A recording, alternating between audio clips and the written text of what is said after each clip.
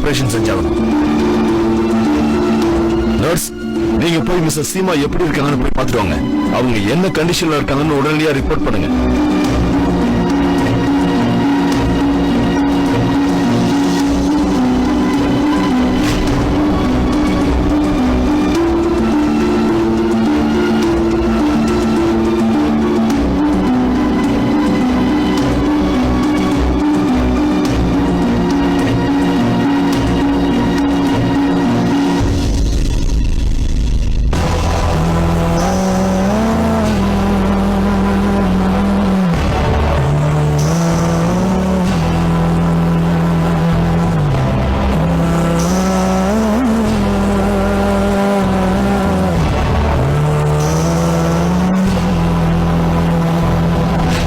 நீங்க இவங்களுக்கு ஆபரேஷனுக்கு ஏற்பாடு பண்ணுங்க. நான் இப்போ வந்துடுறேன். டாக்டர் சார், ரோஹிணி எப்படி இருக்கா? ரோஹிணியோட நிலைமை ரொம்ப கிரிட்டிக்கலா இருக்கு.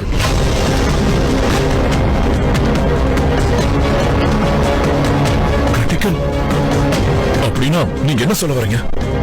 அதாவது அவங்களுக்கு ரொம்ப பலமா காயப்பட்டிருக்கு. அந்த காயத்தால உள்ள இருக்கிற நிறைய ஆர்கன்ஸ் பாதிக்கப்பட்டிருக்கு. அதனால நான் என்ன சொல்ல வரேன்னா, அவங்களுக்கு ஆபரேஷன் பண்ணியாங்க.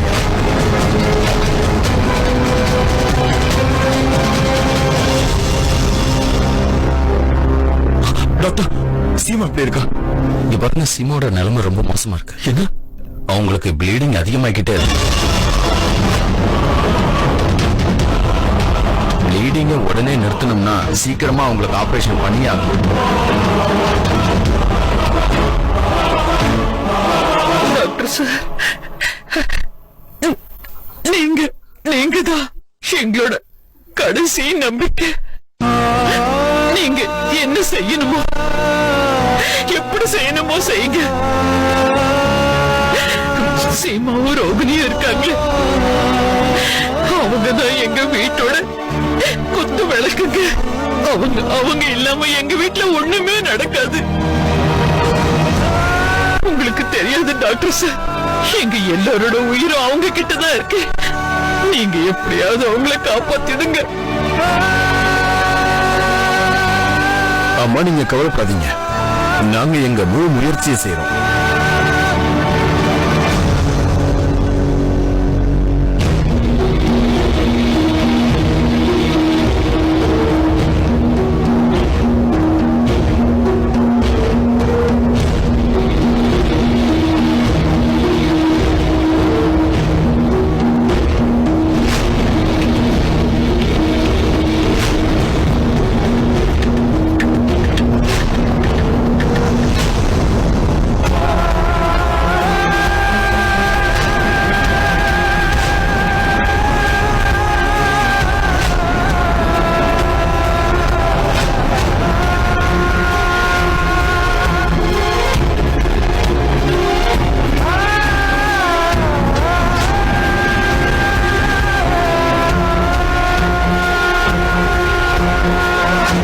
பேஷண்ட்டுடைய நிலைமை ரொம்ப மோசமாயிட்டே போகுது.